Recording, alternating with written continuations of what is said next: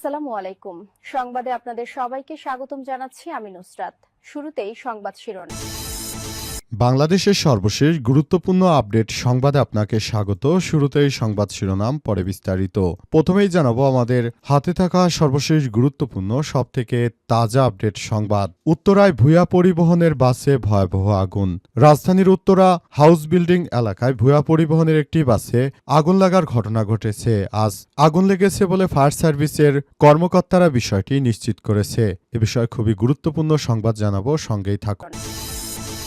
এরপর জানাবো, হাসিনার চেয়ে দেশে বড় হুমকি আমাদের জন্য আর কেউ ছিল না বললেন হাসনাত আব্দুল্লাহ। হাসিনার চেয়ে দেশে বড় হুমকিবাজ আর কেউ ছিল না, তাকে পোলাপান গোনেনি বলে মন্তব্য করেছেন কুমিল্লা ৪ দেবিদ্বার আসনে জামাত এনসিপি জোটের প্রার্থী এনসিপির দক্ষিণাঞ্চলের মুখ্য সংগঠক হাসনাত আব্দুল্লাহ। তিনি বলেন, হাসিনাকে এদেশের জনগণ গোনেনি, আর ১৭ বছর পর বিদেশ থেকে একজন আমাদের নতুন করে সবক শোনাচ্ছে।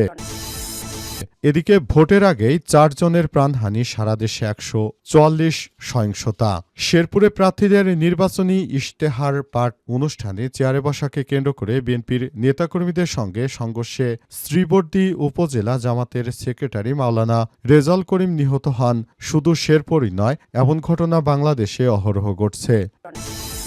এবারে জানাবো, গোপালগঞ্জে আইনশৃঙ্খলা নিয়ন্ত্রণে ৮ প্লাটুন অতিরিক্ত বিজিবি মোতায়েন। গোপালগঞ্জের সার্বিক আইনশৃঙ্খলা পরিস্থিতি নিয়ন্ত্রণে রাখার জন্য সরকারের পক্ষ থেকে ব্যবস্থা গ্রহণ করা হয়েছে। সরকারের পক্ষ থেকে বলা হয়েছে যে গোপালগঞ্জে সেনাবাহিনী পুলিশের পাশাপাশি নতুন করে আজ ৮ প্লাটুন বিজিবি সদস্যদের মোতায়েন করা হয়েছে, যাদের কাজ হচ্ছে আগামী জাতীয় সংসদ নির্বাচনে কোনরূপ যেন সহিংসতার ঘটনা না ঘটে, সেজন্য সবাইকে নিয়ে একটি সুন্দর বাংলাদেশ গড়ে তুলতে হবে।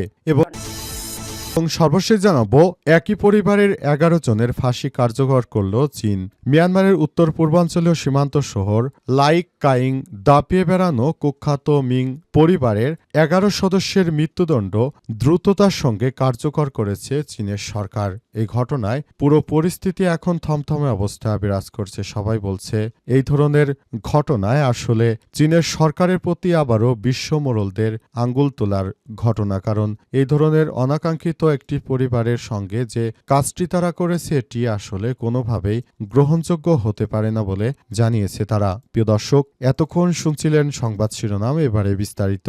তবে তার আগে বন্ধুরা অনুরোধ থাকবে, এই সংবাদটিতে একটি লাইক দিন। এই চ্যানেলে আপনি নতুন হয়ে থাকলে আমাদের সংবাদটি দেখতে দেখতে চ্যানেলটি সাবস্ক্রাইব করে রাখুন। কমেন্ট করে বন্ধুরা আপনার মূল্যবান মতামত জানিয়ে দিন আপনি বিশ্বের কোন দেশ থেকে বা বাংলাদেশের কোন স্থান থেকে আমাদের সংবাদটি দেখছেন এবং শুনছেন। আর বন্ধুরা, সংবাদটি আপনার সোশ্যাল মিডিয়া ফেসবুকে শেয়ার করে বন্ধুদেরও দেখার সুযোগ করে দিন। গাজা যুদ্ধে আপনি যদি নিরীহ ফিলিস্তিনিদের ভালোবেসে থাকেন, কমেন্টে ইয়েস লিখে পুরো বিশ্বকে জানিয়ে দিন। এবারে বিস্তারিত।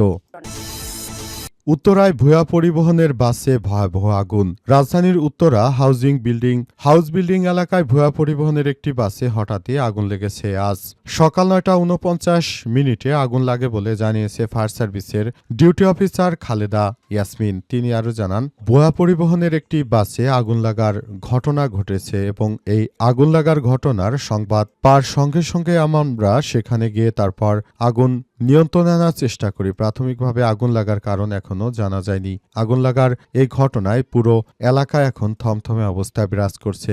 আসন্ন জাতীয় সংসদ নির্বাচনের আগে এই ধরনের বড় ধরনের আগুন লাগার ঘটনা দেশের নিরাপত্তা নিয়ে আবারও শঙ্কার মুখে পড়ে বলে অনেকেই নিশ্চিত করেছেন এবং তারা জানিয়েছে এই ধরনের অগ্নিকাণ্ডের ঘটনা কোনোভাবেই গ্রহণযোগ্য হতে পারে না, কারণ আগুন লাগার এই ঘটনাটি খুবই গুরুত্ব সহকারে দেখা হচ্ছে এবং আগুন লাগার এই পুরো বিষয়টিকে যেন অত্যন্ত ভালোভাবে দেখা হয় সেই ব্যাপারটি নিয়ে সবাই একসঙ্গে কাজ করছে বলে জানানো হয়েছে। অন্তর্বর্তীকালীন সরকারের প্রধান উপদেষ্টা প্রফেসর ডক্টর মোহাম্মদ ইউনূসের সরকার যে নতুন বাংলাদেশ গড়ে তুলতে চান, সেখানে আওয়ামী দুর্বৃত্তরা নানাভাবে বাধা দেওয়ার চেষ্টা করছে এবং এই বিষয়গুলো সামনে আসার পর থেকে সবথেকে বেশি আলোচনার সৃষ্টি হয়েছে। আমরা মনে করি এই অগ্নিকাণ্ডের ঘটনাগুলো খুবই দুঃখজনক এবং আগুন যেন আর না লাগে সেজন্য সবাইকে আরও বেশি সতর্ক থাকতে হবে বলে জানিয়েছে তারা।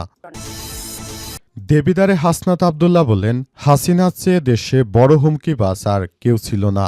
হাসিনার চেয়ে দেশে বড় হুমকিবাজ আর কেউ ছিল না, তাকেও পোলাপান গুনেনি বলে মন্তব্য করেছেন কুমিল্লা ৪ দেবিদ্বার আসনে জামাত এনসিপি জোটের প্রার্থী এনসিপির দক্ষিণাঞ্চলের মুখ্য সংগঠক হাসনাত আব্দুল্লাহ। তিনি বলেন, বাংলাদেশের মানুষ এখন হাসিনাকে গুনেনি, আর এখন এসেছে ১৭ বছর পর লন্ডন থেকে পলাতককেও তার কথা এদেশের মানুষ গুনবে, এমনটা এদেশের জনগণ আর আগের মতো নেই। যারা দুর্নীতিতে বাংলাদেশকে পরপর চ্যাম্পিয়ন করেছিল ৫ বার, এদের বিরুদ্ধে এদেশের মানুষ জেগে উঠেছে, জনতা জেগে উঠেছে। তাই আমরা মনে করি এবার জাতীয় সংসদ নির্বাচনে সত্যের বিজয় হবে।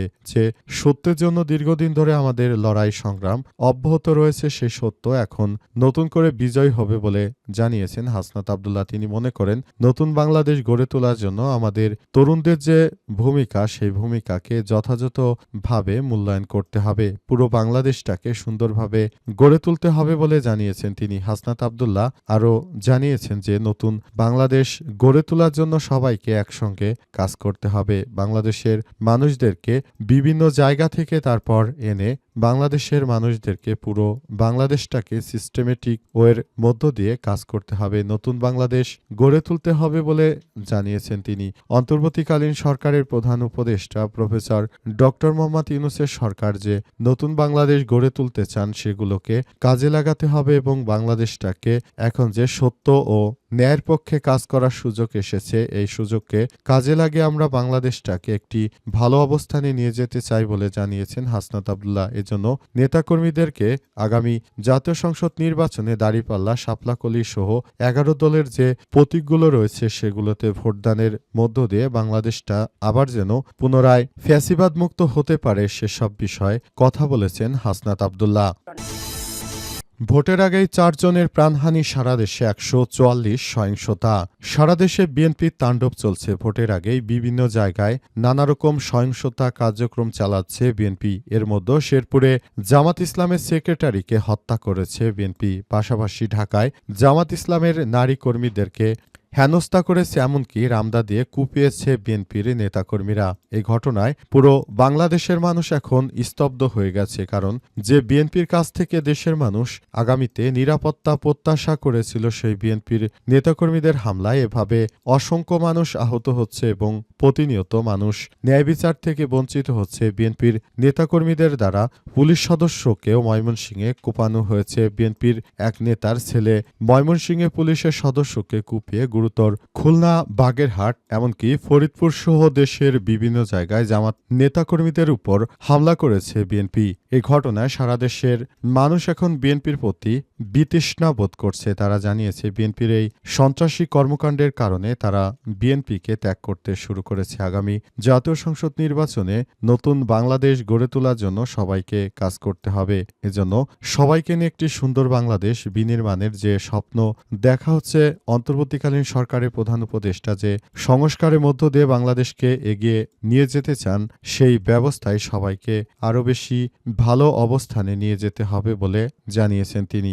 অন্তর্বর্তীকালীন সরকারের প্রধান উপদেষ্টা প্রফেসর ডক্টর মোহাম্মদ ইউনূসের সরকার নতুন বাংলাদেশ গড়ে তোলার জন্য আমাদের সবাইকে যে সময় ও সুযোগ করে দিয়েছেন, সেই সুযোগকে কাজে লাগিয়ে গণভোটে হ্যাঁ ভোটের মধ্য দিয়ে সবাইকে নিয়ে একটি ভালো মানের বাংলাদেশ গড়ে তুলতে হবে বলে জানিয়েছেন। এবং নতুন বাংলাদেশ গড়ে তুলতে হলে সবাইকে নিয়ে একটি ভালো অবস্থানে যেতে হবে আমাদের বলে মনে করা হচ্ছে এবং পুরো বাংলাদেশের মানুষ সেটাই মনে করে। নতুন বাংলাদেশ গড়ে তুলতে আমাদেরকে এখনই সবাই মিলে ঝাঁপিয়ে পড়তে হবে এবং অন্তর্বর্তীকালীন সরকারের প্রধান উপদেষ্টা যে সুযোগ সৃষ্টি করেছেন, সেই সুযোগগুলোকে কাজে লাগাতে হবে।